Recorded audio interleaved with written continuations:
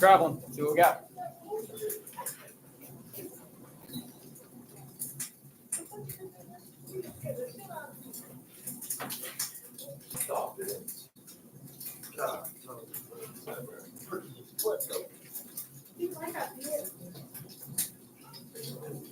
I'm gonna put my number on the period.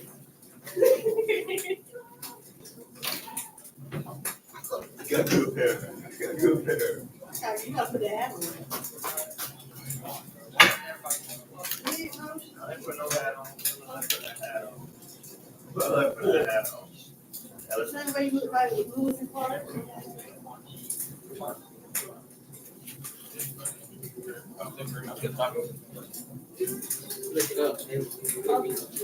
On the Android? On the Android? It's a trap phone, buddy. Yeah, trap. But you'll be in a trap. Who's that spicy? Who's that spicy?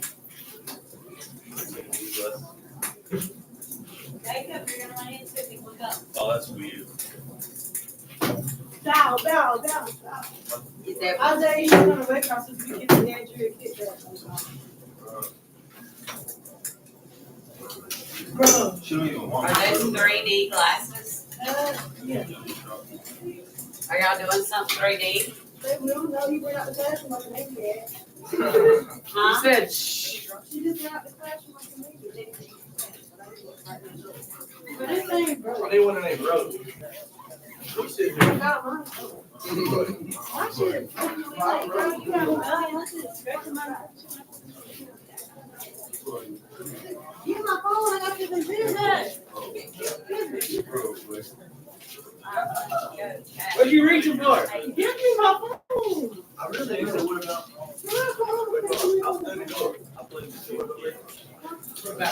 We gotta get that tomorrow. Tomorrow, Saturday night, yeah.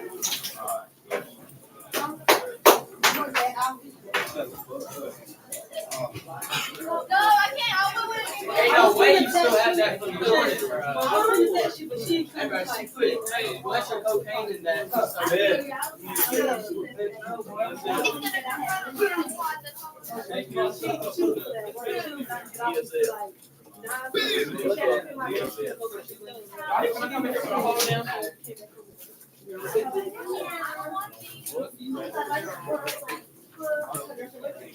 That's kind of why. You look like Ray Charles, boy.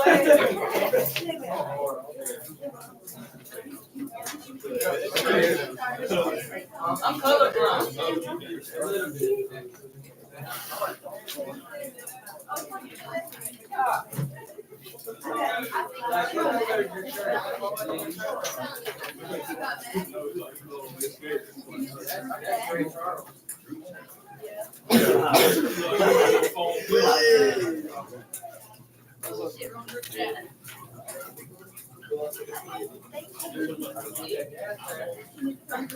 Everybody down, thumbs up, get in your seats.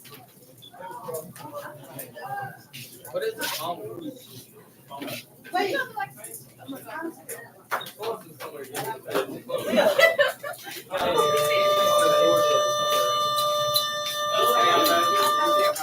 He better come in here and get civil one thing. Yeah. Yeah. Putting your thumbs up, Stan, that is not the cell jail. Let's try there. He's recording, Sammy. You better be careful. Travis. All right, in your seats, park it, park it, park it. He got it all. He was got first round.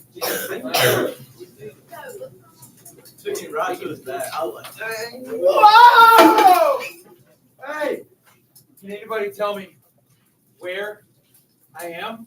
It's a great expression. Or, better question, what year is it? What year is it? 2024. What's that? Girls and the boys basketball players. What's that? The voice. It works. Everybody, it works. My time machine. I must have discovered four. I must have discovered. It works. It actually works. Oh, I'm sorry. How rude of me. Let me introduce myself. My name's Johnny. You can call me Reb. Well, and it looks like we're set up to talk about the American Civil War here today. I'm just so confused by the things I see. The illumination is so bright. I might need to turn down some of the candles. It didn't go off. Is that how it works? Push it down. Yeah. Wow, that's all pretty amazing. Hey, I'm just actually surprised that it worked. I'm impressed that it worked. Maybe I'm patting myself on the back a little bit here. But it seems that you need a teacher. And it seems that I'm here ready to teach. So maybe we can go about doing that. It seems like everybody has the parchment paper. Does everybody have the parchment paper? This is nice. This is that's sturdier than the paper. Oh, are you I need an extra. Haley G No, or Lee no. or Hana? Yeah. Hana, this one's for you. Hana's that Hannah where I come from. So anybody else? Good? Go ahead and pull out your parchment paper to the battles and events of the Civil War. I know you'll be turning past a few of the extra pages, articles, and whatnot. What's this tomfoolery? Ah! Devil device. Devil device. I've heard of these in my travels. All right, go ahead and let's turn to the battles and events of the Civil War. Since I'm here, might as well make the most of my time in 2024. And seems like you're all ready to talk about, well, I lived this. Civil War. So my name's Johnny. You can call me Reb. I'm from Georgia. I'll be telling you my part of the story of the Civil War. What I remember of the years 1860 to 1865. As long as I'm here, I might as well get after it, right? Yeah, that's a picture that kind of brings back some memories. I remember it as a time period where the nation was divided, families were divided, and quite frankly, it almost looks like my brother and me. See, I stayed in the South and I wore the gray, and my brother Billy, he went and joined the Federals. He wore the blue, and well, we almost crossed spears like that at one particular engagement. So maybe he can come in here tomorrow and tell you his part of the story. Yeah, might be a good thing to do. Yeah, maybe Billy can come in here tomorrow. Oh, there's a good-looking fella. That's right. So listen, I'm here to tell you the perspective of Johnny Reb, sometimes a nickname for the average Confederate soldier. And let's go ahead and do that. All right, now this also looks pretty familiar. Have you guys walked this road before? Kind of a been there, done that. That Missouri Compromise. I tell you what, that's something Grandpappy talks about. Happened in 1820. I wasn't yet alive for that, but it is one of those starting points that eventually gets us to the war. John Brown, that's a little bit more current. I remember him being in the news just a year back. A couple compromises. Dred Scott, that changed a lot of things. Oh, and the election of 1860 from that tyrant up north. That's how we refer to him. That tyrant up north took over the White House, and well, some call him Father Abraham like he's a good guy. We don't quite see him as a good guy where I come from. That tyrant Abraham Lincoln. Tell a little bit more about that as we go, as well. Band-aids don't fix bullet holes. What's a band-aid? Band-aid? It's a band. Band like the banjo? Yeah. Ding ding ding ding ding ding. Yeah. Band. It sounds like bandage. I'd Yeah. call it a bandage. Well, I don't know band-aid, but a bandage, I can tell you, definitely doesn't fix a bullet hole. Okay, I've seen some bullet holes in the gut, in the arm, and the leg, and I can tell you for sure that a bandage don't fix bullet holes. Seems like we got a lot of bullet holes in the country these days. Well, here we are, the battles and events of the Civil War. Seems like a good place to start. Well, recognize that as well. That looks like, what once was the Union, the United States, but I can tell from the colors on the screen, there's a bit of division. This is what America looked like at the outset of that conflict that some call the Civil War. I still refer to it as the War of Northern Aggression. I'll explain why. But I see in blue there, I see 25 states that remained loyal to the Union. That's the phrasing they like to use in the present day, remained loyal to the Union. And then I see 11 states in red represents the seceded states, or what became known as the Confederate States of America. Now, in the blue, I see the difference between dark blue and light blue. Y'all familiar with the light blue states? Y'all have an understanding of the light blue states? See, we call them their border states. You can see they're on the border of the United States and the Confederate States. Something real confusing about them border states. They remained loyal to the Union, but they continued to maintain slavery inside of their borders. Father Abraham kind of getting it both ways. He maintained 5 important states, but let them continue to practice slavery up until the end of the war. We'll get there. You look at a couple flags on the screen there. So the United States, they carried the 36-star flag throughout the entire conflict. They never really recognized the 11 states that walked away. They continued to carry the stars on their flags as if those states had never walked away. Confederate States, on the other hand, you see the Confederate stars and bars. You're very familiar with that flag, right? That's the flag we generally associate with southern states. Or, our young man, you thinking of another one? You thinking a little bit maybe more of this flag right here? There's that one or there's the battle flag? Yeah. So the battle flag is exactly right. This one with the X, call it the Southern Cross.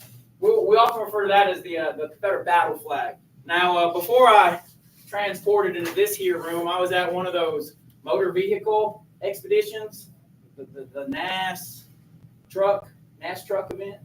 NASCAR, that's it, the NASCAR event. I saw some of them battle flags. At the NASCAR event before I transported. Now, it's worth explaining. I feel like a lot of Americans in 2024 have forgotten that the original Confederate national flag looked a whole lot like the United States flag, and actually that started to cause a lot of confusion in battle. I can tell you from personal experience, there were times where my unit accidentally started following this flag, the old stars and stripes, because from a distance with the fog of war, it's really hard to tell the difference between those flags. In similar stories, Union troops, Northerners, Federals, I'm going to call them Federals, they often followed the Confederate flag just because of how close those flags looked on the battlefield. So we realized that about a year into the war, and we adopted this banner, often called the Battle Flag of Northern Virginia, or the flag of the Army of Northern Virginia. We adopted it to represent the Confederate forces on the battlefield. And I know that's the flag y'all tend to be a little bit more familiar with. Well, actually, y'all here in Georgia, y'all done a great job of keeping that Confederate banner here alive. Watch this. I worked real hard on this. Woo! It's not barely tell a difference at all. You recognize that? The Confederate States of America flag, 3 broad stripes, red, white, red, 13 stars representing 13 seceded states. Doesn't look all that different from the Georgia state flag of today. Y'all, if I may, Mr. Swanson here, I think it's insane that the Georgia state flag of the present day looks so similar to the Confederate States flag of 1860, 1861.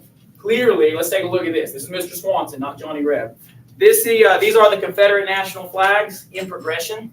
So as Johnny was describing, this is the original, 3 broad stripes, 11 or 13 stars, because there were 11 seceded states, but 13 states that had Confederate governments. 2 states really went Union and Confederate. It's Kentucky and Missouri. They had dual legislatures.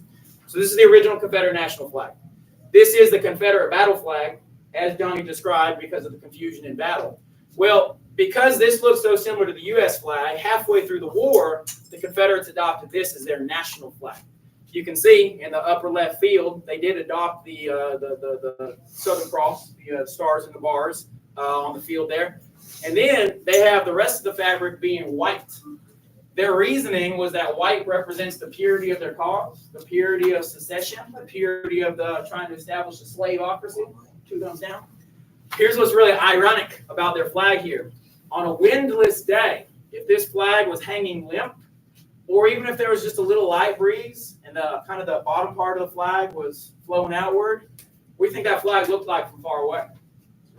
White flag of surrender. If only this portion of the banner was being blown by a light breeze, it often got mistaken as the white flag of surrender. So in the last few months of the war, 2 months to go before the final pieces of the war, they adopted a 3rd national flag. This one's called the bloodstained banner, as if to say the purity of the white flag has now been blood-stained. And you can see they added this thick red stripe to the end in order to take away from that confusion of it being a surrender flag. So those are the Confederate national flags across time. The Confederacy only existed for 4 years. Literally, they have 3 national banners in 4 years and 1 battle flag that they use on the battlefield. Here's a progression of Georgia state flags across time. Y'all, I know we're in Georgia. I know who I'm teaching and what I'm teaching. I'm teaching Georgia state standards. I do think it's important for us to recognize the progression of the Georgia state flag. This is the original Georgia state flag. This is the flag that carries what is known as the Georgia state seal. Well, there's a blending of this flag into this flag, crossing the years there. You see 1879. And progression changes the seal, but really keeps those 3 broad stripes and the blue field that represented the original Confederate flag. Here we have progression again, 1920 to 1956. In 1956, I guess Georgia just wasn't playing anymore, took on the Confederate cross. Generally a racist symbol, especially in the 50s at the time of school integration, takes on the Confederate cross. Well, in the year 2001, we kind of re-energized this flag issue. And for 2 years, 2001 to 2003, this is called the Georgia state flag. And it was seen as a compromise, taking away the large Confederate symbology, but in a way, still kind of keeping it on this banner right here, because this banner right here reflected all the old Georgia state flags. And then in 2003, until the present day, this has become the Georgia state flag. And the only thing that distinguishes it from the Confederate state flags is the yellow Georgia coat of arms, which reads Constitution, Wisdom, Justice, and Moderation. In God we trust. Pretty mind-blowing, if you ask me. I know we live in Georgia, but the more you know about your heritage, y'all, I think you're going to be the generation that changes it. My generation is in office right now. My generation is the governor, is the state legislatures. I think your generation is going to finally do something about this flag that's been our state flag since 2003. So that was a side pull out as Mr. Swanson preaching about flags. Johnny Reb back in the town here to give you his perspective of the southern side of the Civil War. So we've talked about this before. I imagine you've spoken of this before in your class. Kind of like any good sports team, you're going to want to know what's good about your team and the other team. You're going to want to know what's weak about your team and the other team. So strengths of the Federals, remember that's the Union up north. Use all 3 of those words, Union, North, or Federals to refer to the states that did not secede. Bottom line is they have more factories, more people, and more railroads. There's about 30 million people in the north, about 9 million people in the south. 3 million of those are enslaved. So realistically, we only got about 6 million people to pull our army from. So major advantage to the Union for having more people. More industry, that's the factories. Factories make things. More railroads. Railroads transport things. So on paper, the Union certainly looks like they got some major advantages. Huge advantage in manufacturing. Of course, that means making weapons and equipment for the military. Even what I'm wearing here today, this is some homespun wool, almost made out to be like burlap, Kansas, or jean. And this didn't come from no factory. You know what I'm saying? Mama had to sew these buttons on herself. So major difference with the manufactured uniforms in the Union Army. They also had a lot of coal, iron, and copper. Basically, all the things that you would need to make something is already in the north. Major advantage for them. They also already had a government. I mean, we're the breakaway nation. We're the southern government that's just now starting. They have a political structure. They have courts. They have legislature. They got a chief executive, their president. So some major strengths on the Union side. But that's not to say that folks like myself don't have some advantages we're proud of as well. In the Confederacy, we generally say we have the more talented military commander. Now, I know that might be a bit of an opinion. What is a talented military commander? But we got a lot of guys who broke away with us, who had experience from the Mexican-American War. We got a lot of West Pointers, people that got trained up north, but they stayed loyal to their states down south. A couple of names that come to mind. Robert E. Lee, you ever heard of him? We call him Bobby Lee. Stonewall Jackson, Thomas Stonewall Jackson, James Longstreet. A couple of the talented and brilliant military commanders who were great. Battles were mostly fought on our land. I mean, isn't that the whole point of the war, that we broke away? The Federals had to come try to take it back. We were on the defensive. We didn't really go on the offensive. We just had to protect our own homes. So in sports terms, you might call that the home field advantage. And then bottom line, we started this thing. We got the greater desire for victory. It's my home that I'm fighting for. A lot of those Yanks coming down south, they're not quite sure what they're fighting for. They got drafted into the Army by that tyrant, Lincoln. So I, personally, I'm carrying the desire for victory because my people started this thing. My people want to finish this thing. Those are some advantages for the Confederacy. On the other hand, got to be honest about some of our weaknesses. It's a little bit harder to find some weaknesses in Goliath, but man, they're there. The Union, believe it or not, a lot of Americans weren't in favor of this war. A lot of Americans up north, they may have been Northerners, they may have been pro-Union, but they weren't really willing to go fight and die over it. A lot of Americans really didn't want to send their youngins off to be in the Army, especially when the draft came. They weren't interested in getting drafted to go and fight other Americans and die. So not everyone was in support of the war. Union also lost a lot of early battles. We're going to talk about some of those battles here today, but they had some really chicken-hearted generals. Like, if I may be nice about it, they just plain chicken. Confederates like myself, our generals were rough, tough, strong, wanted to finish the fight. A lot of them Union sallies, they were too scared to go and finish the fight. They may have broken us with their advantages in equipment, but they weren't willing to actually finish the fight. So some of those sallies early on wouldn't advance on the South, much like they probably ought to have. And then finally, kind of like I already said about the homeland, the Union soldiers were much less familiar with the geography. I know the trails, the creeks, how to forage for food. They got no idea where they are. I can set up an ambush on them real easy. In fact, I did a whole lot. So Union soldiers being unfamiliar with the Southern geography, major disadvantage. And unfortunately, I had to say, it's not all that hard to find the weaknesses of the Confederacy. Significantly smaller population. I already pointed out the numbers: 30 million versus 6 million. It's not going to be hard to guess who can have a bigger army. We got much fewer men available to be soldiers and fight. We actually had to build our army from scratch. Union already had a standing army. Me, guys like me, I come off the farm. I'm carrying my own rifle. I bring my own knife to the fight. Union has stuff that they got made from the factories, and I got to supply myself. So I didn't have an army, and dang, I sure didn't have a navy. Didn't have a navy strong enough to stop the Union naval blockade, which is going to be something we'll talk about here today as well. Major disadvantage. Really kind of already said all the things about manufacturing. They had the factories, and I do not. I got to bring my own stuff to the fight. Good farmer. I'm a good shooter. I am. But when my weapon breaks, it's broken. When his weapon breaks, he got another one coming from the factory. And then similarly, Confederacy has a brand new government. I mean, we broke away because we chose to, but we had an upstart government. And I'll tell you what, it's hard to get 11 states who want to be them own selves to agree on what governance should look like. I mean, the whole point of a confederation is to maintain your own individuality. So that's really hard to pick a president from. 11 states think they know what's best.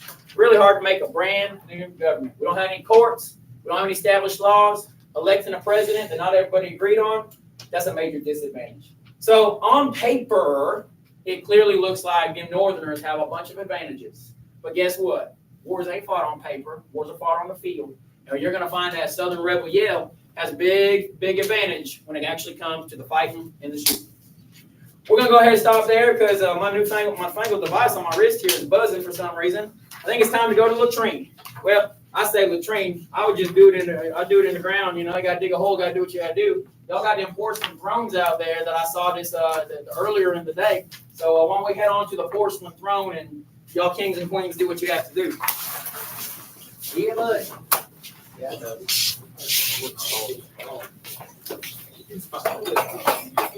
when we come back, we're going to set the stage for war and we're going to fight the dang thing. Hey, that looks like my haversack right here. That looks like my bedroll right here. My mama made Look at that. that. Look at that. Your mama sticks after you as well? Yeah. Hey, you ready to enlist? I was just looking to the other side. You ain't got to grab it.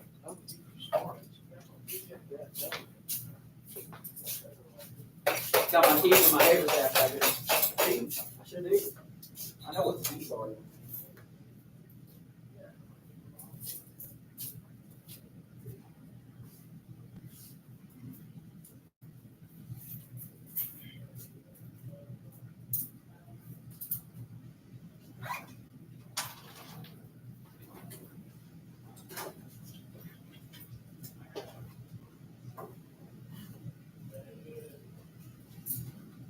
My name's Johnny. You can call me Reb. Right off the farm, had to bring my own food. Didn't have private.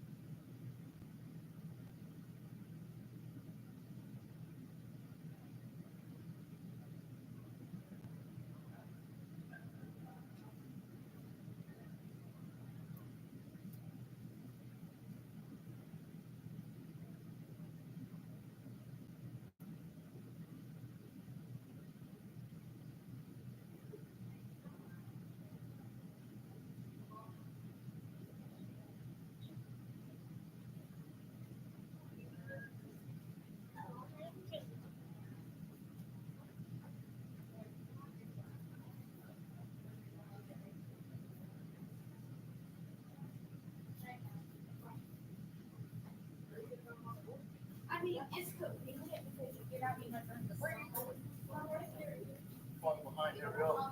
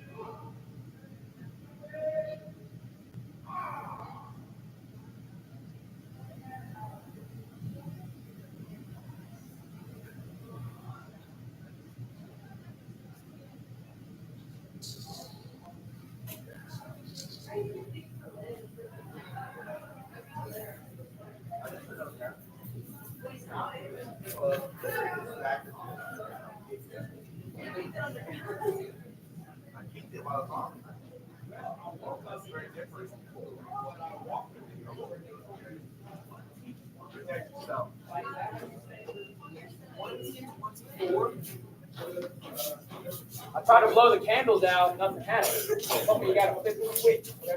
I got spanked kids on. Yes. I'll take it like this. Yeah.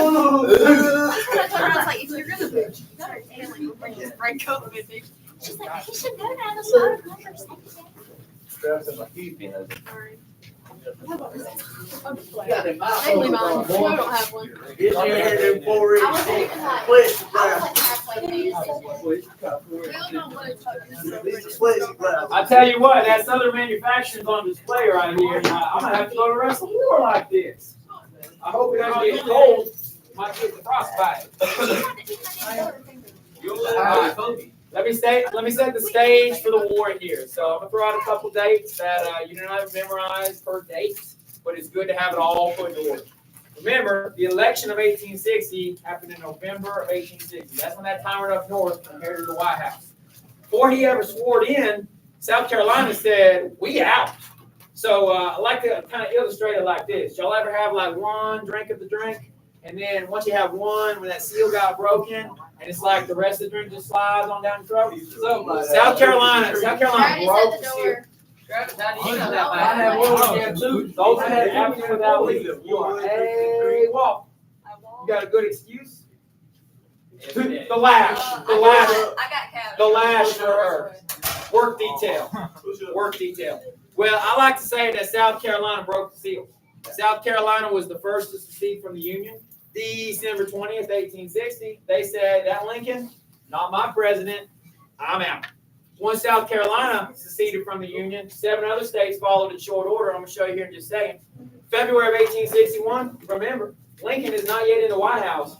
February of 1861, Jefferson Davis of Mississippi, he's inaugurated as president of the Confederacy. First president of the Confederacy, actually the only president of the Confederacy. The Confederacy will only last for 4 years, one president. Jefferson Davis, first and only president of the Confederacy. Finally, March of 1861, Abraham Lincoln is finally inaugurated as president of the United States. 7 states had seceded before the man walked into the White House. almost like we never really were going to give him a chance. We knew what he was up to. That's why. Look at this timeline here. Again, you don't have to memorize dates, but it's a pretty good flow of the events here. South Carolina breaks that seal December 20th, followed by Mississippi, Florida, Alabama, Georgia, Louisiana, Texas. Say it fast like that, you'll remember it. Followed by Davis inaugurated as president, Lincoln inaugurated as president, and then the war actually starts. 7 states seceded before shots were ever even fired. Those last few states you see that ultimately joined the Confederacy, they were kind of waiting for the war to kick off. They wanted to see if we were serious about this. We was. Once shots were fired at Fort Sumter, Virginia, Arkansas, North Carolina, and Tennessee followed suit shortly thereafter. That makes 11 seceded states. Kentucky has a dual legislature. Kentucky sends troops to the north and the south. Missouri, same thing, a dual legislature, and also sends troops to the north and the south. So 7 full seceded states, 13 states when you also count Kentucky and Missouri. Here's our cast of characters. That's that tyrant up north, Abraham Lincoln. Also on the left-hand side of your screen. And on the right-hand side of your screen, that is Jefferson Davis of Mississippi. Jefferson Davis, former senator from Mississippi, a United States senator. Also the former United States Secretary of War. West Point graduate, former soldier, fought that Mexican-American War. He's been around for a long time. He's a suitable candidate to be the president of the Confederacy. First and only president of the Confederacy. All right, let's talk about Fort Sumter. So this is where your notes pick up pretty good here. Fort Sumter was a federal fort in South Carolina, a Union fort in South Carolina. Problem with Fort Sumter, it's basically an island unto itself. It's in the Charleston Harbor, and on Fort Sumter, there's about 250 Union soldiers. Food, water, ammunition, and soldiers on an island all unto themselves. Well, do you remember which state broke the seal? South Carolina, first state to secede. As soon as they were seceded, all of a sudden, you got 250 Union soldiers behind enemy lines. They are now in a seceded state, a Confederate state, and young man with the burlap there, what's your response? Ruh-roh. Not quite sure what that means, but it seems like you all know. Ruh-roh is not good. Well, imagine this. I know your class has talked about this before. When you're surrounded and cut off from supplies, military calls that a siege. That's exactly what these soldiers at Fort Sumter were. They were surrounded and cut off from their supplies. They sent a message up to Washington City. They sent a message to their president. Hey, Mr. President, we're running out of food, water, and ammunition. So President Lincoln has a decision to make. Does he let them starve and die? Does he abandon his troops behind enemy lines? Or does he send a resupply ship? If you're President Lincoln, young man with the same colored bedroll that I have, what do you do? If you're President Lincoln, what do? You gotta go get it, right? President Lincoln chooses the human thing to do. He sends a shipping vessel called the Star of the West, to Fort Sumter. On January 9th, 1861, the Star of the West is fired upon by cadets of the South Carolina Military Academy known as the Citadel. So some would say this is reasonably the first shots of the war, but the Confederacy is going to say, oh, those cadets aren't actually enlisted into the Army, so technically it's not the first shots of the war. Well, the Star of the West is successful at delivering food and supplies to the men of Fort Sumter, so they are resupplied for a few more months. Let me show you kind of what we're really talking about here. I know I described it as an island. This is Fort Sumter in the Charleston Harbor. The way warfare worked at the time is that a fort situated like this could defend from any enemy trying to come into the harbor. Well, as it were, being surrounded, Fort Sumter has the enemy on 3 sides. Most of the Confederates are at Fort Moultrie, and there's also Fort Johnson in this particular firing point there. The American soldiers, the Union soldiers, are at Fort Sumter. You can see they are surrounded and cut off, and this is not a good situation for them. Temporarily resupplied, President Lincoln still has a decision to make. What do we do with these guys that are cut off behind enemy lines? If we treat them like they're captured by an enemy, that gives some legitimacy to the Confederacy. Like if we declare that they are behind enemy lines, that's basically saying that South Carolina is an enemy. President Lincoln didn't want to treat South Carolina like an enemy. He wanted to think that people are in rebellion, but the states are not. So it's getting a little tricky here, trying to keep his union, a fragile hold on the union that he still has. This is Fort Sumter, kind of on the inside. I like this sketch. You can see how built up it is. You can see where all the gun firing positions are, such like that. Well, let's advance to April 12th, 1861. You can see, the same words on the screen there. Union Fort in South Carolina, soldiers trapped behind enemy lines. On April 12th, 1861, this is the day that the Confederate Army decides to actually start the war. These are not cadets firing on the fort. This time it's actual Confederate guns, the Confederate battery. And on the morning of April 12th, 1861, 4 a.m., the first shot is sent from Fort Moultrie onto Fort Sumter, and the war has begun. Love this picture here. It kind of shows Fort Sumter under bombardment. You can see how many bursts are in the air. You can see how many bombs are being lobbed into the fort. Really like this picture. I almost made it into this picture. I was there, probably just right off to the side right here. But this picture shows my Confederate friends shooting into Fort Sumter right there. So here's Fort Sumter off in the distance. Here's the firing point of Fort Moultrie. You can see how much gunpowder we got. You see how many cannonballs we got, all the big guns. And you can see that Fort Sumter is under assault.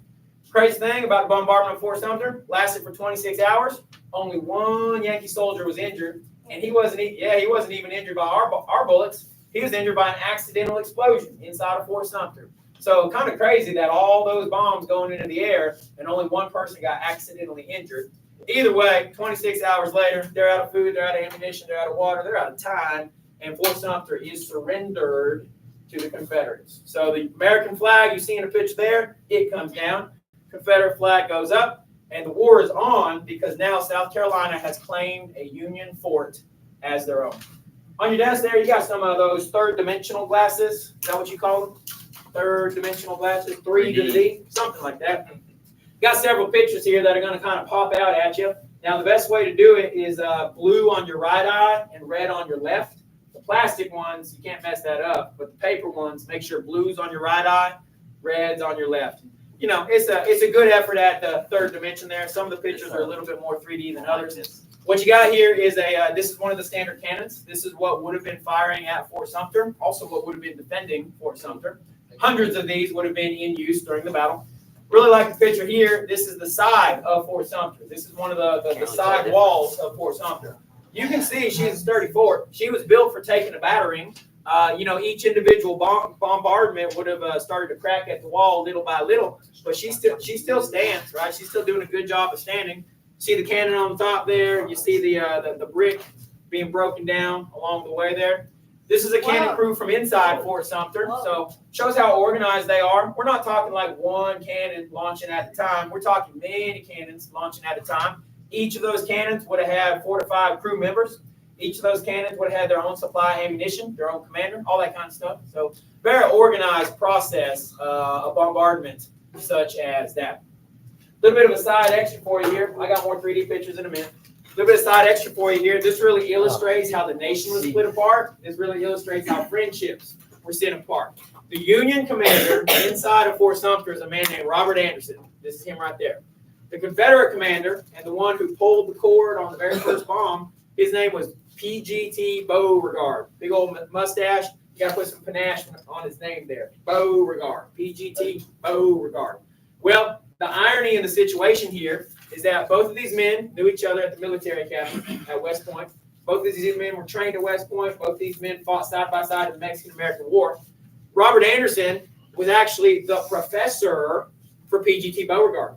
What you have here is the student attacking the teacher with the very tactics that the teacher taught to the student. When your teacher comes back, as I'm sure he will someday soon, I hope you never attack him with the very tactics that he taught you while you were his student. Here's pictures of them, true to life pictures. Major Robert Anderson for the Union and P.G.T. Beauregard.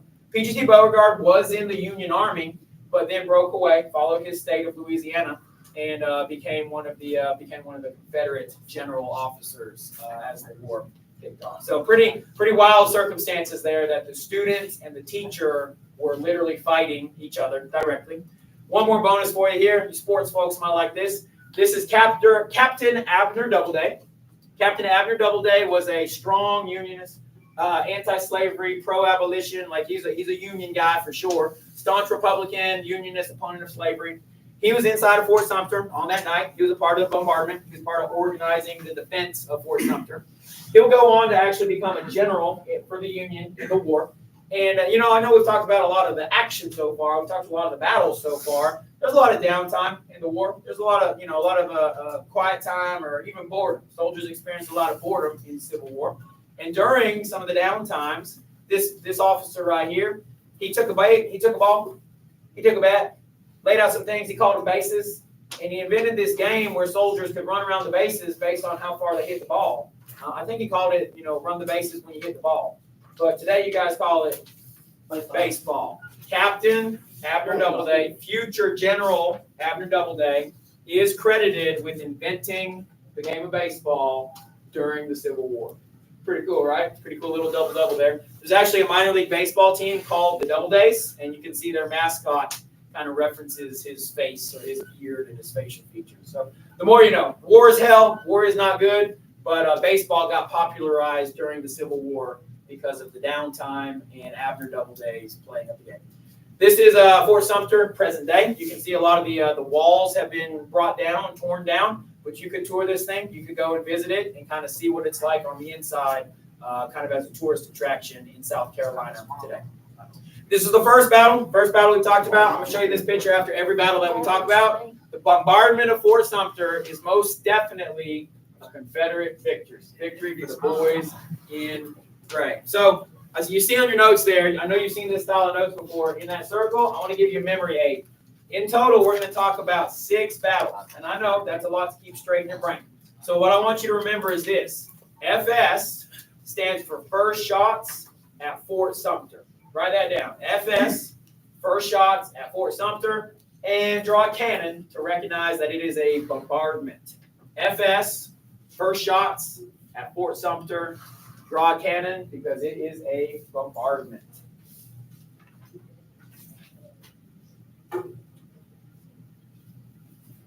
So if you're me, you'd be feeling good at this point. My Army, 1 point on the scoreboard. Maybe we can do this thing after all. A lot of people think the Confederacy wasn't strong enough to take on the Union. But here we are, one big victory. Take this federal fort by force.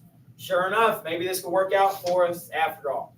Well, after Fort Sumter, it became very clear that the war was on. President Lincoln calls for 75,000 enlistments on a 90-day contract. That kind of speaks to how short people thought the war would be. Hey, 75,000 loyal American men sign up for 3 months, just 90 days. A lot of people thought there'd be one big battle to end the war, and Lincoln's policy there really reflects that. He thought if he could raise an army for 90 days, he could win the war. Obviously, we know it's going to last a lot longer than that. Both sides are going to resort to conscription. That means drafting people into service. In the Union, you could actually purchase your way out of the draft. You could purchase a replacement. If you couldn't purchase a replacement, which was seen as a tool of the wealthy, if you couldn't purchase a replacement, sometimes you just rioted against the draft, burned your draft card. There's actually a very famous New York City draft riot because, like I said, not everybody supported the war. Not everybody wanted to go fight the war. In the South, after about the first year and a half of the war, early on, there's a lot of volunteers, but after about the first year and a half of the war, a lot of young men started getting snatched off their farm by Confederate recruiters, military recruiters, and they were recruiting and they were conscripting as young as age 14. So imagine being a 14-year-old boy. You didn't start this war, not your jam, but all of a sudden you're getting snatched off your farm because the Confederates needed more soldiers, needed more men, and age 14 was how young they were recruiting. Picture here, something I love about the Civil War, something you got to love about the Civil War is how many sources we have about life on the battlefield or life in camp. Soldiers wrote a lot of letters and wrote a lot of journal entries during the Civil War. Present day, your military in 2024, you can't just be writing anything. You can't be giving away all the secrets. I know you got your text messages and your hashtags and your geospots and all that kind of stuff. A lot of ways to give away information to the enemy in the present day.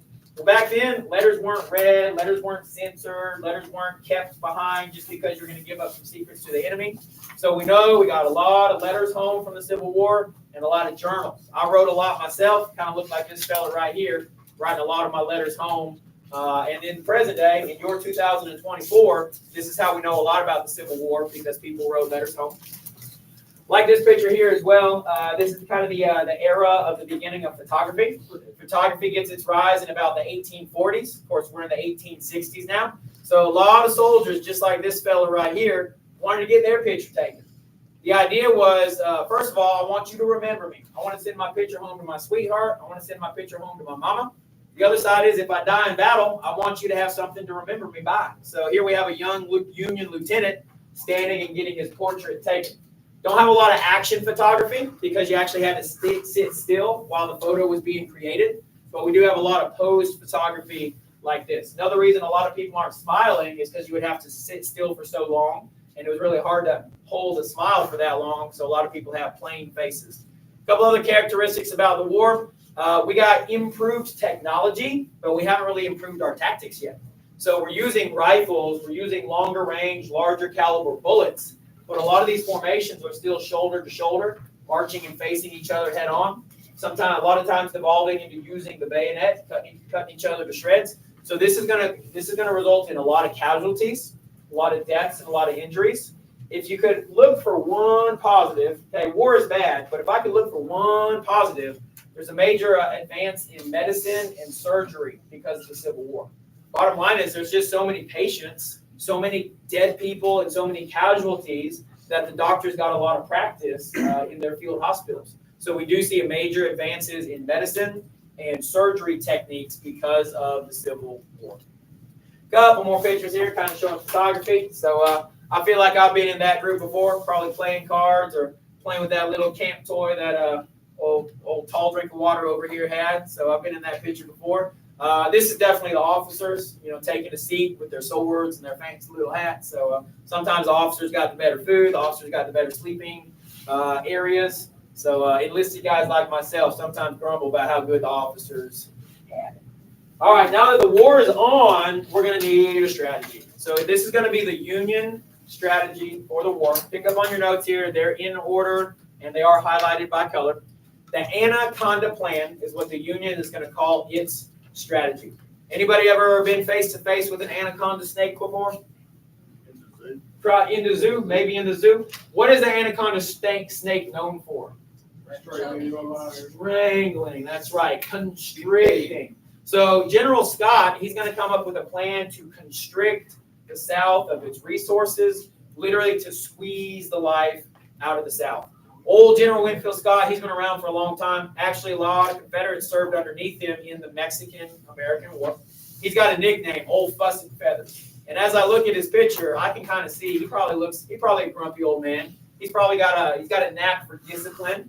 His soldiers, they didn't really like him, but they loved him. Does that make sense? They didn't like the discipline that he imposed, but they loved how successful his armies were. Winfield Scott, he actually, so he's in the Mexican-American War. He runs for president of the United States. He's also been in the military for 40 years. He's the guy that's actually responsible for running the Indians off their land in Georgia. So it goes as far back as the Indian Removal Act of 1830. He's the guy that led the army that hoisted them off their land at the tip of the bayonet. I feel like y'all experienced that maybe last week. General Winfield Scott's the one that's responsible for that as well. So he's been around a very long time, lots of military expertise. Here's what the Anaconda Plan was designed to do, designed to squeeze the life out of the Confederacy. Is that anyone right there with your siblings? Maybe you just want to choke the life out of them sometimes? Don't answer that question. I'll make it personal. My youngins, my two young daughters often fight like that. They want to squeeze the life out of each other. The problem with the Anaconda Plan is that Scott retired before it was fully implemented. And hey, you know what? Southern soldiers like myself, we fought pretty hard to resist the Anaconda Plan. Here's how Scott wanted to squeeze the life out of the Confederacy. First of all, it's an offensive plan for the Union. These couple words aren't on your notes. It's an offensive plan for the Union. The Union was going to actually have to leave the North and go into the South. On the other hand, the Confederacy was just playing defense. Hey, we're just fighting for our homes here. They didn't have to make a play into the North. So it's an offensive plan for the Union. The focus, this is on your notes, the focus was to capture the Confederate capital of Richmond, Virginia, and the Mississippi River. A lot of warfare in this time period was almost like capture the flag. If we can capture their capital, we capture their flag, and we win the game. How can we do this? Well, we're going to need to control transportation of the Mississippi River. So two main geographic objectives, the city of Richmond, Virginia, and the Mississippi River. If the Union could capture the Mississippi River, it'd almost be like cutting the Confederacy in half. And that way you could starve them out of supplies and attack from two directions.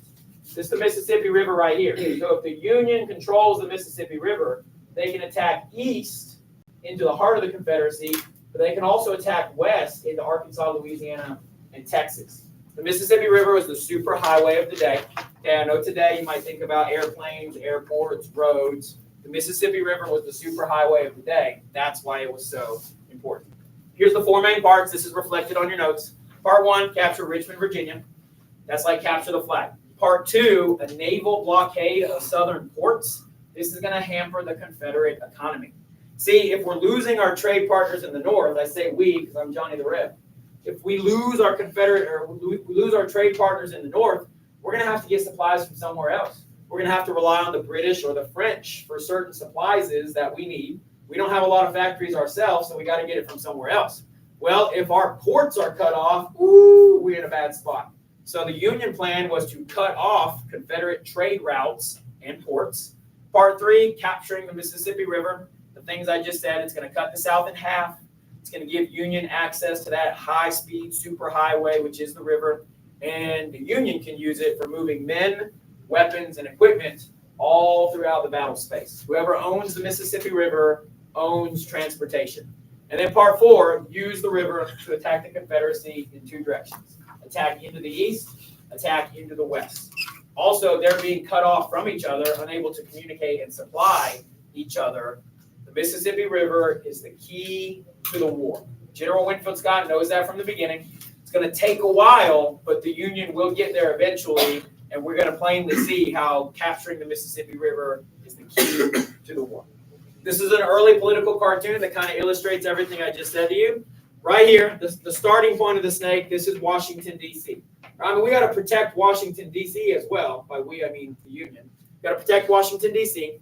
You see the snake, being basically being an anaconda, constricting all along the southern ports, water ports right there.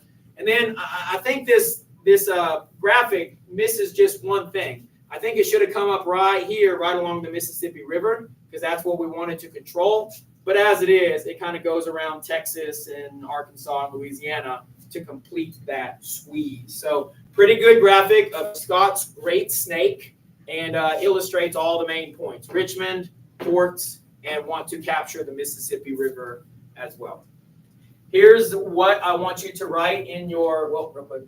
This is another political cartoon of the day. This is Jefferson Davis, President of the Confederacy. This is the main Union general for the time period, McClellan. And you can see there's a couple other details in there, but you can see that the Anaconda Plan is constricting the life out of the Confederacy, out of Jefferson Davis. Here's what I want you to write into that little circle there. Here's how you can remember the Anaconda Plan. Draw something that has a snake squeezing the shape of the United States. You might want to go with Scott's Great Snake, something like that. You might just want to draw USA and a snake. Anything that's going to help you remember that the Anaconda Plan was going to squeeze the life out of the Confederacy. And I'll tell you, from personal experience, made life tough in the South. It did. It was not easy to exist with less supplies. It was not easy to have the inability to trade with Britain and France. So me, Johnny the Reb, my personal experience is that the Anaconda Plan made life real tough on good Southern folk, like my mom, my pa, and my siblings.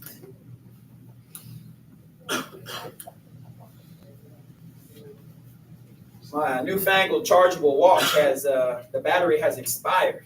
So I'm going to have to use a different newfangled device to remember what time it is. Definitely not as reliable as Grandpa's old pocket watch. A couple seconds here to let you finish out that Anaconda. And then it'll be time to turn your page. Time to fight another battle.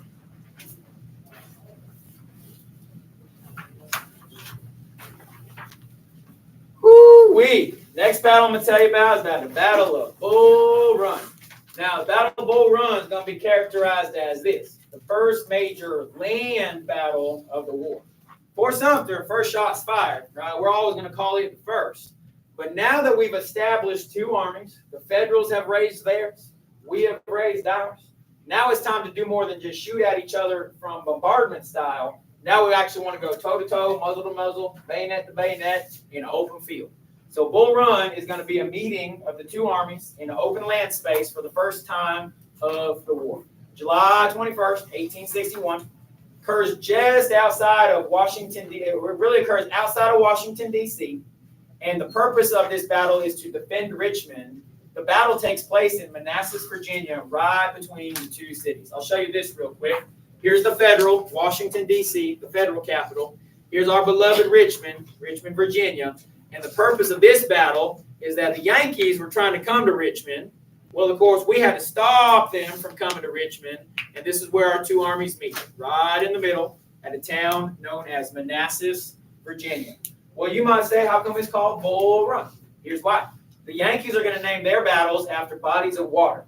So a run basically is like a creek, the Bull Creek or the Bull Run. Yankees are going to refer to the battle as Bull Run. Confederates throughout the war, and some even to this day, are going to refer to battles by their town name. So since it occurred in Manassas, Virginia, Confederates are going to refer to it as the Battle of Manassas. Here's what's confusing to young people like you here today in 2024. You got to memorize two names for the same battle. Now, in terms of our class, I'm pretty sure that we're going to see it referred to as Bull Run. I'm going to refer to it as Bull Run, and the Georgia EOC is going to refer to it as Bull Run. But make you a good historian, you got to know that it could be referred to by two different names, Bull Run or Manassas. There you have it. There's the geography again. You can see why the two armies met right there. On paper, it looked like the Federals were going to carry the day. They have more people. They have better equipment. They're ready to march. We have a whole lot fewer. Here's what saves the day for Confederates like myself, the railroad. The railroad brings reinforcements in right on time. Now, the southern states don't have a lot of railroads, but we use them to our advantage, especially early on. Railroad's going to bring enough reinforcements right on time. In the end, it's a shocking defeat for the Union. Yes, we can. Nobody believed we could, but we did. The Confederates. Every point pointed towards the Union being able to win this battle.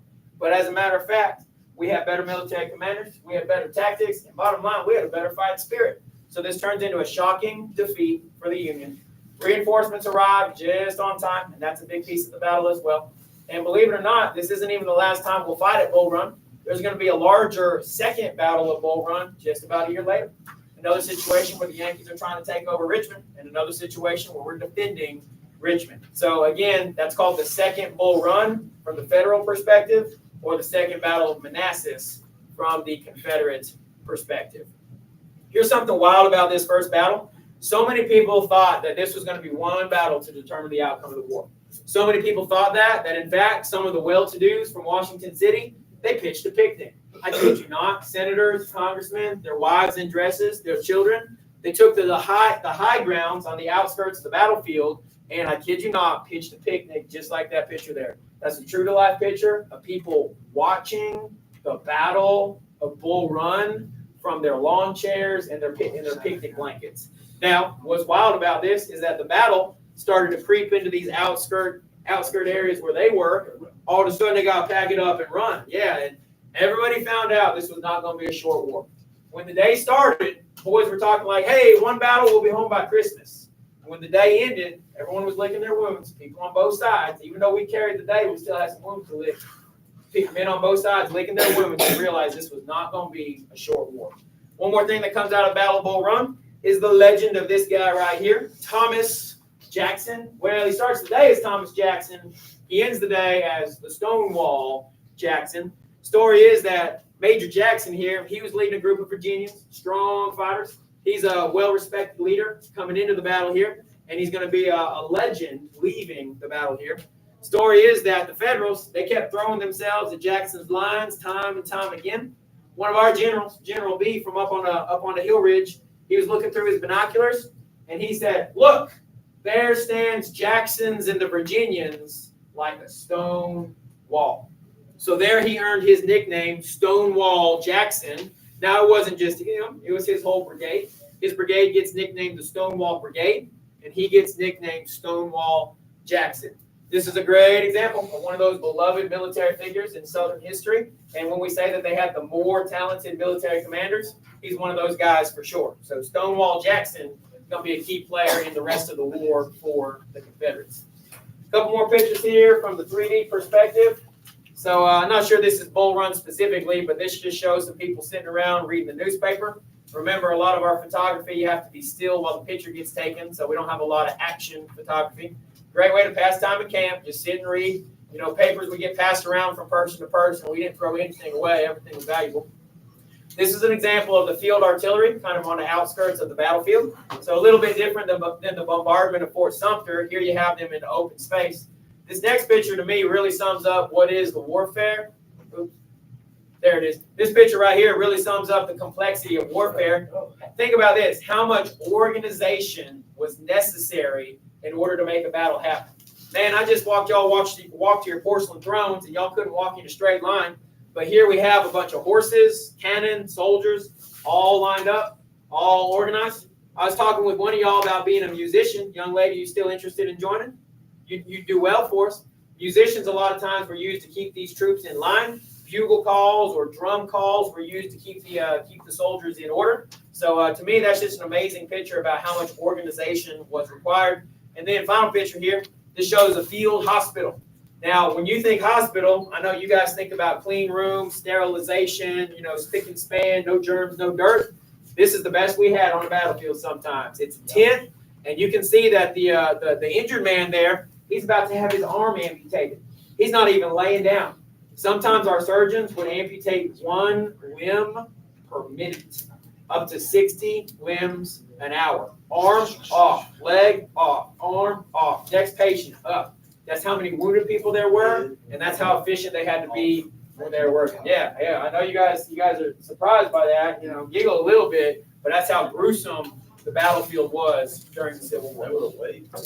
Yeah. So another great point here made by the tall drink of water up front. No anesthesia, no pain medications. Sometimes the best they gave them was a piece of stick, a piece of stick to bite down on, or a piece of iron, lead to bite down on. I kid you not. Sometimes be like this. Be like, just bite down on the piece of metal that you had, or your fork, or what have you. There it is, right here. Sometimes use your camp tool while your arm got cut off. I kid you not. Gruesome circumstances of the Civil War. Bull Run, most definitely a Confederate victory. And hey, if you're keeping score at this point, you might look like the Southerners going to win the war. Things are looking good if you're on the Southern side right now. So here's what you can draw in that circle right there for Bull Run. I like to think about it as Bull number 1, right? The first major land battle, Bull with a number 1 or a trophy or a ribbon. If you can think of something better for yourself, go for it. But I always think about Bull number 1 because it's the number 1 land battle between the two armies. Maybe in my next lifetime we can do demonstrations on amputations. That even kind of rhymes. Demonstrations on amputations. You know, like just for pretend. Just a simulation. Some of y'all giving me eyeballs. All right, my friends. I know it's a lot of information for one day, but hey, I time traveled here from 1861, so we might as well make the most of it. I've got a couple more small pieces to talk to you about that actually aren't on your notes. So I'm going to give that to you for familiarization. I want you to walk out of this classroom with an understanding of the big pieces of the Civil War. But I'm going to focus on what our class says is the stuff that could be on the EOC for our notes. So I'm going to give you a few things that aren't on your notes, but then I'm going to get back to the big stuff that I always emphasize. Does that make sense? All right, hey, listen, I traveled here from 1861. You're at least going to keep your head up for me for the rest of the class period. Battle of Hampton Roads, a lot of times called the Battles of the Ironclads. This is a 2-day battle between 2 iron-cladded ships. Me, I'm just a lowly, simple farmer. I don't know how they put iron on a ship. To me, that makes it think, I think that a ship would sink if you did that. But pretty amazing how they did that here. And what you have here is a battle between ship on ship. One ship versus one ship. The Union ship is called the USS Monitor, and the Confederate ship is called the CSS Merrimack. So sometimes referred to as the Battle of the Monitor and the Merrimack. Now, these ships weren't shooting at each other just for fun. There's a big reason. The Confederates were trying to break through the Anaconda. The Confederates were trying to break through the Union blockade. And in the end, after about 25 hours of shooting at each other, both ships just withdraw, go their separate ways. No casualties on the water. There were some casualties on the land. but it's really a draw. Neither side wins. Here's a picture of the monitor. This is the Union chip, and I'll tell you how I can tell. I can tell from the flat top there. I'll show you this picture right here. This is a sketching of what it might have looked like. Remember, the photography is really hard to get action photography. The monitor, the Union chip, was flat to the water like this, right? Almost flush to the water line. Not a submarine, okay? It wouldn't go underneath the water, but the deck of it was really just flush to the water right there. And you can see the firing port where it would fire its cannon, fire its guns. The Confederate ship, on the other hand, the Merrimack, has this angled shape, and the purpose of that triangular shape was that so that cannonballs would skip right off of it. Right? It's really hard to land a solid shot when it's angled like that. Your cannonball would just skip right off of it. So you can see how they were going toe-to-toe, muzzle to muzzle, cannon to cannon. And in the end, 2 days later, lots of shots at each other, but neither of them landed a sinking blow. Both ships survived. Here's another picture, kind of shows the wider perspective of the battlefield. There were some casualties on land. Okay, there were some shots that came to the land, and you see individuals who are on the terrain actually getting shot here. A couple of wooden ships were sunk. The benefit of the ironclad is that it was less sinkable from a regular cannonball, but the wooden ships were still susceptible to being sunk by cannonballs. But here you have the ironclads out in the water, just kind of going toe to toe. Neither of them damaging each other in a fatal kind of way. That's the Battle of Hampton Roads. Battle of Hampton Roads is a draw. Neither side really wins. Next battle I'm going to talk about is not on your notes, the Battle of Shiloh. What's notable about the Battle of Shiloh is how bloody it is. It is almost a Confederate victory. Man, we came close. We surrounded those Yankees. We surrounded one of their great generals, General Ulysses S. Grant. And I just got to tell you, homeboy kept fighting back. Every time we thought we had them, reinforcements arrived just on time. Every time we thought we had them, they rallied one more time and pushed us back. What's notable about this is that April 6, 1862 is the bloodiest day in U.S. history up to this point. Now, that'll be surpassed many times. But what this really shows is that the Union was willing to bleed. Previous battles, a lot of these chicken Union guys, they wouldn't really close with and finish the fight. But they got a new guy here. They got a new commander, General Ulysses S. Grant, and he's a different breed. He's a brawler.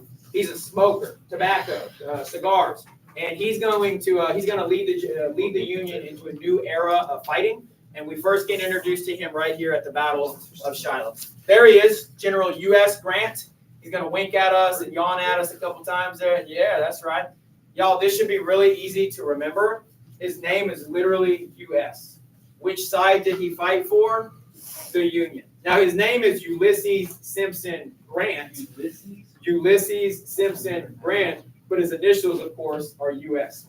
Something that you're going to have to take out of this class is who fought on what side. Okay, there's going to be some basic questions on an exam, whether this exam or the EOC. Who fought on what side? We got to at least know that. I know there's a lot of extra details that I tell you in my stories, but we got to at least know who fought on what side. General U.S. Grant fought for who? The United States. That should be pretty easy to remember. Homeboy is a whole personality, all right? Some people called him a drunk. They say he was so successful because he made dumb decisions while he was drunk. Decisions that were actually, seemed to be dumb, but actually turned out lucky. Some people called him a butcher. They say he had no care for his soldiers' lives. He just kept throwing thousands and thousands of soldiers into the fight. Really, he's more complex than either of those labels. And what I'm going to show you here, we're going to take time to watch this particular video. This is about the Battle of Shiloh, but here's the deal. I don't need you to know the tactics of the Battle of Shiloh. I want you to be introduced to General Grant, and that's exactly what this video is going to do. It's going to introduce us to General Grant. And give Johnny Reb's voice a break.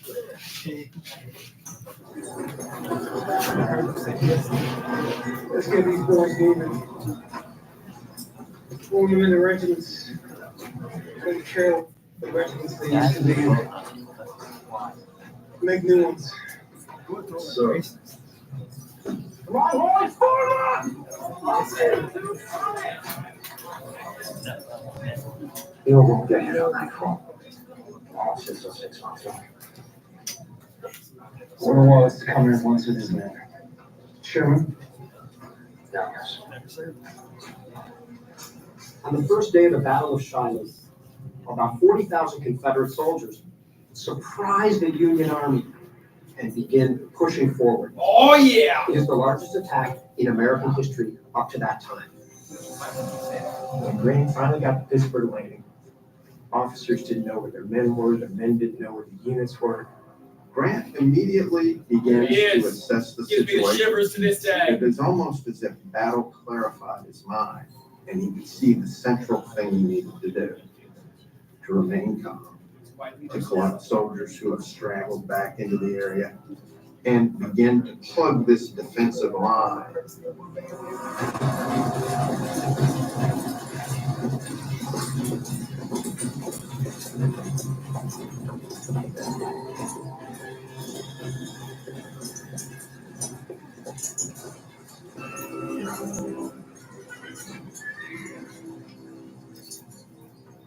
Very bad, Private. It's only a scratch, sir. So you can fight. Come on now, boys. Pitch in. I'm right behind you. It's just a scratch. Grant makes his way around the battlefield, not You wanna let your buddy down. thinking Don't about make the my doctor commanders. What's make you their take a rest. assessment of the fight and how it's going? What can I do to assist them? If Pittsburgh Landing falls, Grant knows his army is gone. If the Confederate plan is to trap I'm the telling you, we almost had 'em. sack along the Tennessee River, then Grant will utilize this trap perfectly to find a delaying action to hold out until Don Carlos Buell's reinforcements arrive. He has a whole division under Lew Wallace, Come on, Buell. and as he goes around and he talks to the different division commanders throughout the day, and he will tell them, hey, Lew Wallace is on the way, should be here any moment. There's confusion and incoherence on the battlefield. But Grant had enormous control of his emotions. It was physical courage, this quiet competence, and he was a great horseman. What's going on there? I thought my mom was mad at me. Found an because she didn't advertisement. email me a bunch of clothes. Everybody's trying to get paid in 2020. Because I forgot my sister's wedding. In a day and age when that was a very important skill to have on the battlefield. A number of attempts were made by the enemy to turn our right flank where Sherman was posted. When Sherman situation doesn't. The bar is down. That they didn't break. I need reinforcements now. Where's Buell? No Buell. I sent for Wallace. Can we hold your position? Yes, sir. Hold. At the Battle of Shiloh, Sherman and Grant, while they had never been what you would call good friends, they will first come into their own as this wonderful duo who will turn out to be one of the great working partnerships of the war. While some of the other fragments of that Union Army dissolve in panicked retreat, Sherman slows the Confederate onslaught. Nevertheless, Grant knew that he may need that division of Wallace's to survive this fight. But there's great confusion with Wallace's division on how they should get to the battlefield, and Wallace does not show up. As the Confederates moved forward, the fighting became more and more constricted. It becomes a very chaotic, brutal fight, and Grant recognizes that at points of chaos, when everything is going wrong, you just simply have to do something to regain control. Contrary to all my experience up to that time, we were on the defensive. The endeavor of the enemy was simply to hurl their men against ours, with the disregard of losses on their own side. Grant realized he needed to buy time, or his army was about to be overwhelmed. Shiloh, the first day doesn't go well, but in the chaos, noise, the friction that we know is inherent in a battlefield, nobody gets it right initially. Nobody. Grant is able to learn through hard experience, and he has this vision of how it's going to turn out. In spite of all that's going bad around him, Grant is already thinking to fall back gradually, holding successive lines of defense, basically trade space for time, to hold out until our reinforcements arrive. And so orders went out to all his division commanders to hold their positions, as Grant put it, at all hazards. His men constructed this defensive line along this deep ravine. The Confederates have to go down into this ravine. No, I still get They nightmares about one charge this. of Never go through the low ground. Whirlwind of Union I artillery. don't want to attack through the They low are driven ground. back by this intense fire. Orders start to echo down Still the hear Confederate the lines whiz of the that bullets we're now. done. Stop the attack. Beauregard, stop the fight. We'll finish this up in the morning. Grant, sitting on horseback watching as the Confederates fell back into the ravine, said, "Not beaten yet by a damn sight." Grant, with his dogged determination, he thinks that nobody can beat him. By the time darkness falls, yes, it's been a bad day for the Union Army, but they haven't been pushed off Pittsburgh Landing. They're still holding on to that strip of ground. And We'll what's get 'em more, tomorrow. across the river, Don Carlos Buell is finally starting to arrive, and there are federal gunboats out of the river whose shells are keeping the Confederates at bay in the darkness. He had the gift of being able to take in a landscape, a map, and know almost at once what needed to be defended, what couldn't be defended, and what Grant had seen at Shiloh was that the Confederates had exhausted their last energy just in getting as far as they had. Grant had seen that if in the night Buell's troops could be ferried over and Grant's army could be rallied and somehow reorganized and put back into position for a counterattack the next morning, then the Confederate army itself would collapse. Grant was determined to stay and fight. Everything he's learned came into play in making that decision. That's the point where Grant becomes Grant.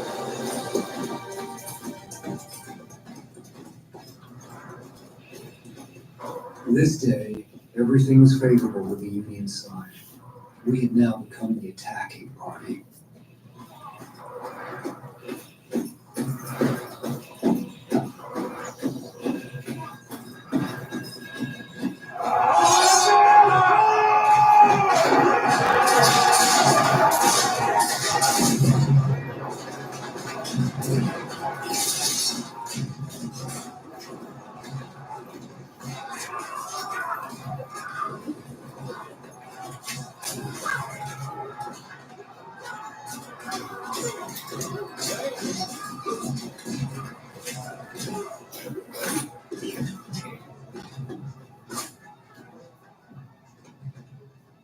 The enemy was driven back all day, as we had been the day before. It was another brutal day of fighting over much of the same ground. But by 2 p.m, Confederate Commander Beauregard ordered a withdrawal back to Corinth. The battle is over, and it is, technically speaking, the victory for the Union Army. It's a victory which has been won at terrible prices. Huge casualties. 25,000 killed, wounded, and missing. This is the first time in American history that we've seen this. The armies of the Revolution of the War of 1812 are smaller than the casualty count at Shiloh. I saw an open field on the second day so covered with the dead that it would have been possible to walk across the clearing, stepping on dead bodies without a foot touching the ground.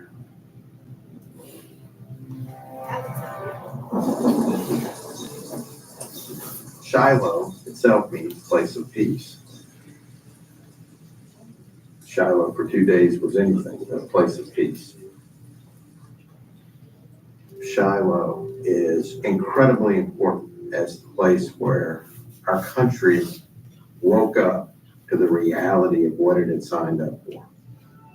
It was as if from the battlefield, a metaphorical postcard would come to America and said, with a picture of the dead, this is what you signed up for. It forced us to wake up. It forced us to grow up. It forced us to realize that this was going to be much harder than anybody had imagined.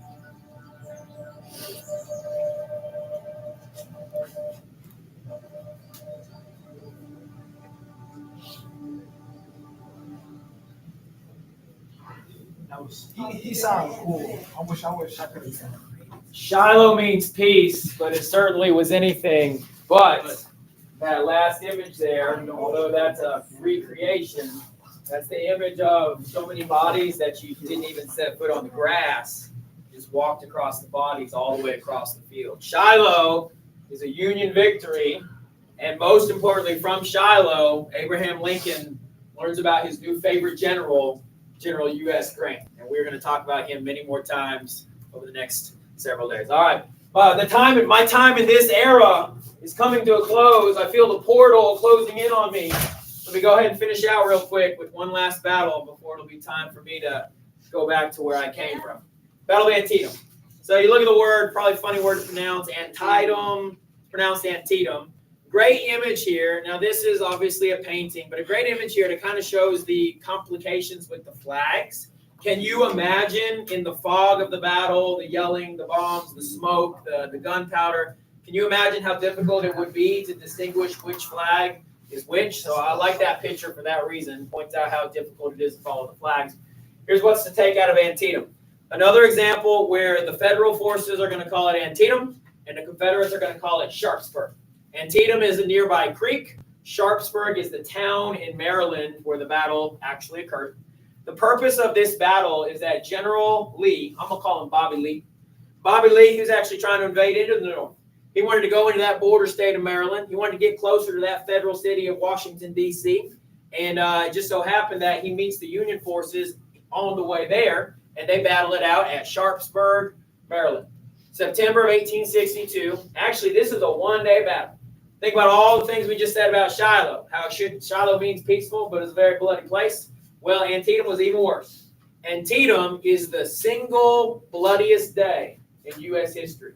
September 17th, 1862 is known to this day, 2024, as the single bloodiest day in U.S. history. Combined on both sides, there were 23,000 wounded casualties, 3,600 dead. Surpasses your Pearl Harbor, surpasses your September 11th, surpasses any other wartime engagement. D-Day at Normandy itself. Any other wartime engagement in American history is less than the deaths that happened on September 17, 1862 at Antietam. Here's the characters of the battle. So on your left there, that's the Union General McClellan. He's one of those chicken hearts that I'm talking about, one of those Sally Pants that wouldn't really want to come out and fight. I'm going to tell you about him. I'm going to tell you how that kind of kicked him into pants here at Antietam. And then on the right there, that's our guy, Bobby Lee. A lot of people hold him up in Confederate legacy, Confederate folklore. Great Christian man, was just following his state. We'll unpack Robert E. Lee a little bit more. Now, me, Johnny Reb, I would like Bobby Lee. But me, Mr. Swanson, I got some other opinions about Robert E. Lee we'll talk about as our class progresses here. Here's what Lee was hoping to accomplish with this battle. Like I said, he was going towards Washington City. He really wanted to prove that the Confederacy was for real. He wanted to prove that they were more than just a breakaway nation, an upstart army. He wanted to prove that they were legitimate in hopes that victory would bring in a foreign supporter, especially the French or the British. Now, the Southerners have been trading with the French and the British for a long time. Southern tobacco, Southern cotton, Southern sugar cane. So the French and the British, they were interested in maintaining the economic relationship. However, they weren't so sure about whether this Southern nation was for real, and they did have some hesitancies about partnering with a slave-holding nation.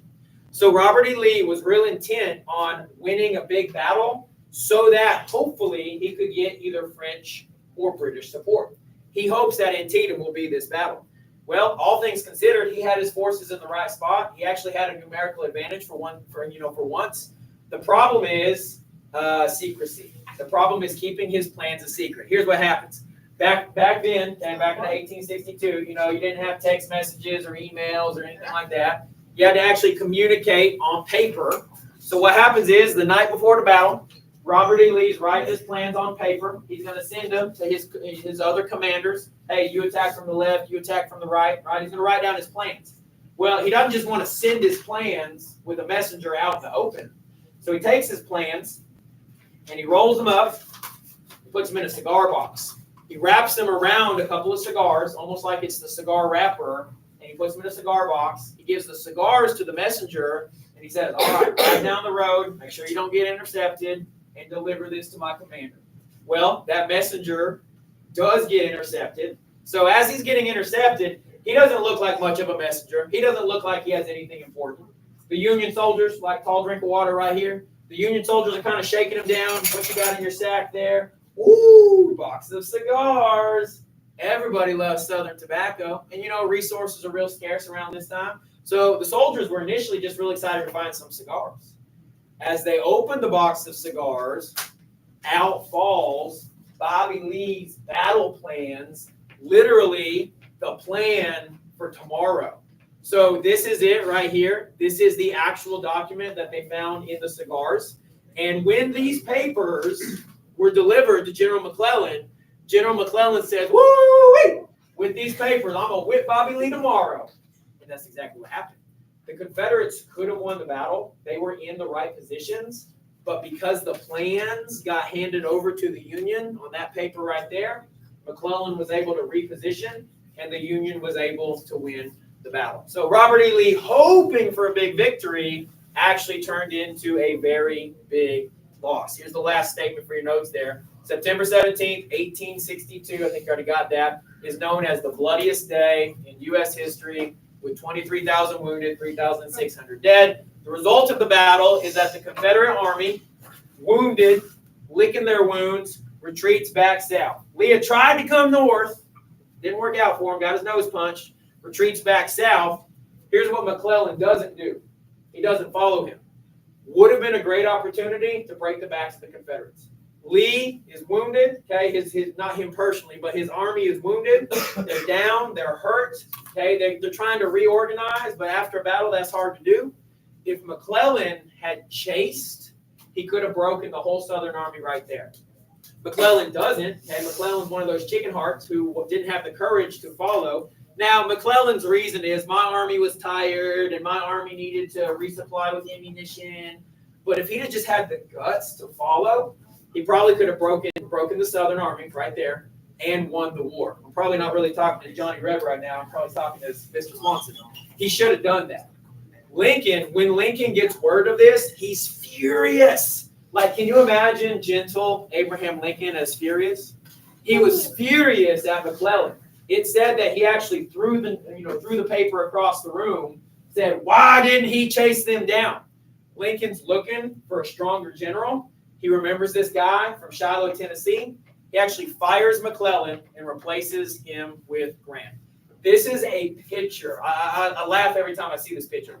This is a picture of Lincoln firing McClellan right there. And remember what I said about photography. You got to sit still. So I can only imagine a photographer being like, excuse me, gentlemen, will you hold still real quick? Lincoln came to the battlefield in order to fire the guy. So this conversation is him firing McClellan right there. And ultimately, he is replaced with Grant. Picture here, this is the battlefield at Antietam. This long stretch right here is called the Bloody Lane. Okay, it's kind of like that main point where the Confederates, were cut down by the Union soldiers. So lots and lots of bodies along this Bloody Lane right here. I think last picture for the day, these bodies. Like I said, for all the photography things, you had to be still for the photograph to work out. Yeah, exactly. A lot of times the photography you get from the Civil War is the dead bodies. Sometimes photographers would actually pose them to be holding a weapon or maybe like, whatever. So sometimes the photography is actually staged, but you make the joke there. Yeah, I imagine they could be still. All right, my friends. Believe it or not, I'm not Johnny Reb. Mr. Swanson, been Mr. Swanson all day. This whole time, from sliding entry and ripping my shoe open to right now. Listen, very important statement here. I'm not Johnny Reb. I do not believe in the Confederate cause, and I do not harbor any sympathies with the Confederate cause. I like to teach history, and I brought you some of Johnny Reb's perspective today. I imagine tomorrow, if I tweak my time machine just right, I imagine Billy Yank might be joining us tomorrow to bring us some of the northern perspective. I do want to explain what I'm wearing because this is actually a reenactor's costume. I have a friend who does reenacting, and this is actually a very period accurate reenactor's costume. So the first thing, I'll just go from head to toe. First thing, did anybody expect me to be wearing a hat like this? This is actually called a kepi hat, and yes, there were some manufactured hats. Obviously, you see the soldier there. The South didn't have 0 factories; they just didn't have as many. So some of their soldiers were outfitted with a kepi hat like this. But as I told my story, it's very realistic that I'm just a dude from the farm who brought my slouch cap, a little bit more like a forage or a slouch cap is the right word, just like I was straight off the farm. So the full brimmed, not the gray slouch cap. It's called a slouch cap. What I'm wearing here is reflective of the 28th Regiment of Georgia. So my friend who does the reenacting, he's actually done a lot of work to make it accurate. This is reflective of the 28th Regiment of Georgia. So there is some Georgia heritage there. This would be called jean wool. So almost like, we say blue jeans or denim jeans. This is wool fashioned into that rough jean style. I'll have this laid out tomorrow. If you want to feel it, not while it's on my body, I'll have this laid out tomorrow. But let me just say this. Y'all know how much I sweat when I'm teaching, like on a regular day. I'm about to heat to death in this thing, and I can only imagine wearing this in the South in July or August, right, the heart of the summer. It would not be very comfortable. Definitely not very comfortable. Sometimes these would be sent as kits to the soldier, top and to bottom. But sometimes, realistically, mom, grandma, whoever sews at home, would have made this for their soldier, and this is what they went off to war with.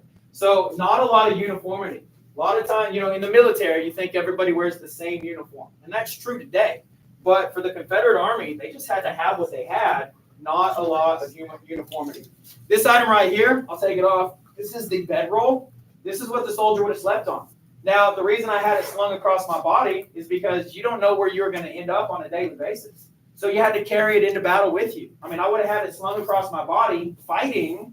Obviously, I hope to live in order to go to sleep tonight, but it's not like we left our stuff in the rear. We didn't know where we were going to end up tonight. So we would always carry our bedrolls with us. Probably had a pack of some sort. I don't have a pack. Now, I do have this called a haversack. Canvas, okay, not very expensive, not very hard to make. Could be just made from cloth lying around the house. I do have a few items in my sack other than my keys. That also represent the Johnny Reb type of a soldier. Soldiers probably would have carried their own mess kit. So literally, my one plate, okay, this is what I eat off of. I wash it, I put it back into my haversack. I got a fork and a knife and a spoon, I believe. 2 spoons. I mean, this is my mess kit. This is what I would have carried with me all the time, even in battle. This is my drinking cup. Okay, so just kind of a simple lead cup, manufactured maybe, or just made at home. Coffee, tea, water, shaving, like whatever. This is all purpose. Yeah, an all-purpose cup. Then on the other side here, I have a canteen, and this is again pretty simple, just metal tin. Doesn't have much fabric to it. Doesn't have any insulation or anything like that. Like you guys like to have a drink of cold water. This is, you can imagine, would make the water pretty hot on a hot summer day. Simple cork as the stopper there. So just no frills. Very simple item, would have been found on the farm. And then finally, last item, I'm not wearing them, which is probably good since I broke my own shoes. These are my friend's shoes, and they are too small for me personally, but I didn't wear them for another reason, because he has a great detail in these shoes. He has them worn out on the bottom. And there's even a little bit of steel protruding, so I don't want to scratch the floor up. But this would be very realistic for the Confederate soldiers. They didn't have extra pairs of stuff, right? You run through your shoes, guess what? You better wrap them up because they're the only pair of shoes you got for the rest of the war. Make a joke here about how my own shoe broke, but that's pretty reflective of, hey, if you break the item or it wears out, that's all you got. So the plight of the Confederate soldier, he did not have a lot of supplies, definitely didn't have any extras to go around. And last detail here, this is probably the most manufactured item for this uniform here.